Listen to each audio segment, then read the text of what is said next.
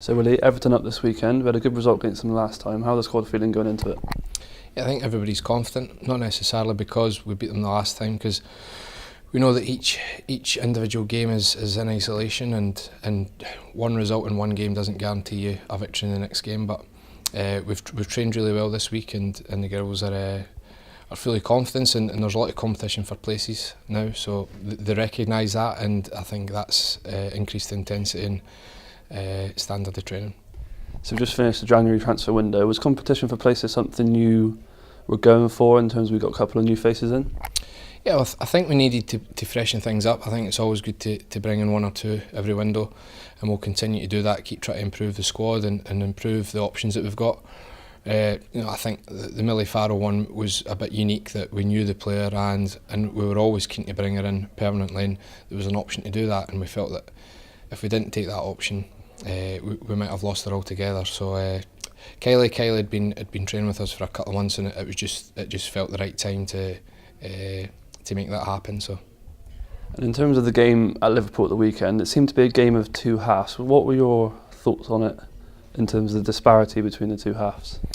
I think we've mentioned it a couple of times, and it's still something that we're working on. A lot of the times our performance is based on emotions, and when we went a goal down, we stopped playing. At 0-0 in the first half, I thought we did well. There was still areas to improve, but I thought we did well enough that it could have went either way at the break. But when they scored, our emotions took over, and we lost focus, and physically I thought we dropped. We dropped a level, and try to get on the ball and doing the things that we're good at. We stopped doing that, and we started chasing the result instead of focusing on the performance. And in terms of the FA Cup and the team's ambitions, where does that lie in terms of your priorities for the season? And will you be giving other players a chance, or will you be sticking with the team to try and get some momentum? No, I think any time that we've, in terms of the team that we pick, any team that we've picked probably out with the Continental Cup is based on winning the game and who deserves to be playing on the day. Hopefully you've got 18, 19 players who deserve to play on the day, and then you've got the difficult choice of picking the right team for the game.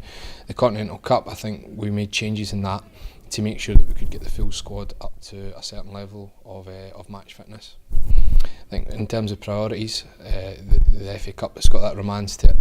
I think Notts County, Birmingham, both teams in the past over the last 3 or 4 years have proven to everyone that if you get a little bit of luck with the draw, you get a couple of big performances and results, that you can go all the way to Wembley, and that, even saying that just now, it's quite exciting, and I think the players get excited by that thought as well. So